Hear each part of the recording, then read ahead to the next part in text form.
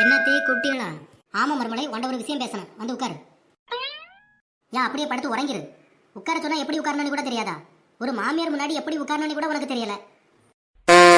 இல்லத்தே, கொஞ்சம் முது வலியா இருக்குன்னு படுத்தேன். இதுலயுமா கூட குறை கண்டுபிடிப்பீங்க? ஆமா, அப்படியே குறைய கண்டுபிடிச்சிட்டு இருக்காவ. நீ ஒழுங்கா இருந்தா நான் ஏன் இதெல்லாம் சொல்ல போறேன்? நான் ஒரு கிறுக்கி சொல்ல வந்த விஷயத்தை விட்டுட்டு தேவையில்லாம என்னமோ பேசிட்டு இருக்கேன். அதான் தெரியுமாத்தே. இந்த பாரு மருமலை, பல தடவை வாட்ட சொல்லிட்டேன், இப்படி எல்லாம் பேசத நிப்பாட்டிக்க. நீயே கேட்க மாட்டேங்க, திரும்ப திரும்ப அப்படியே தான் பேசிட்டு இருக்க பாத்துக்க.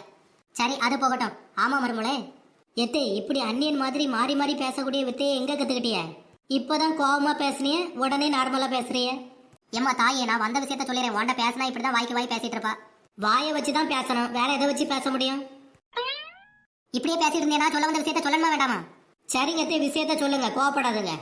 மருமலை, உங்க அப்பா அம்மா எல்லாம் எப்படி இருக்காங்க? நல்லா இருக்காங்களா? போன்லாம் பண்ணுவாங்களா? பேசுறியா அவள்கிட்ட?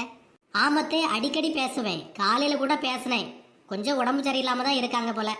என்னது, உடம்பு சரியில்லாம இருக்காங்களா? ஆஸ்பத்திரிக்கு ஏதாவது போனாவளா மருமலை? உடம்ப பாத்துக்க சொல்லு. என்ன கிளவி எங்க அப்பா அம்மா பத்தி இவ்வளவு அக்கறையா பேசுது? சரியில்லையா? அப்ப ஏதோ விஷயம் இருக்கு.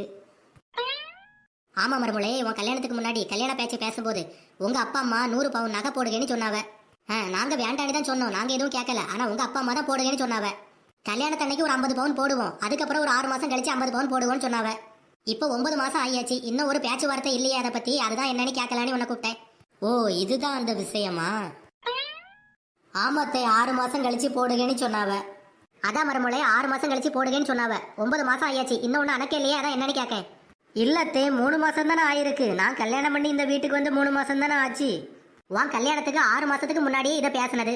இப்போ 3 மாசம், மொத்தம் 9 மாசம் ஆச்சுல்ல மருமலை? ஓ, நீங்க பேசுனதுல இருந்து வரீங்களா? ஆமா அத்தை, 9 மாசம் ஆச்சு. நீ உங்க வீட்டுல பக்குவமா பேசி அந்த 50 பவுனே வாங்கினேன்னா ஏதாவது ஆத்திர அவசரத்துக்கு உதவும்ல.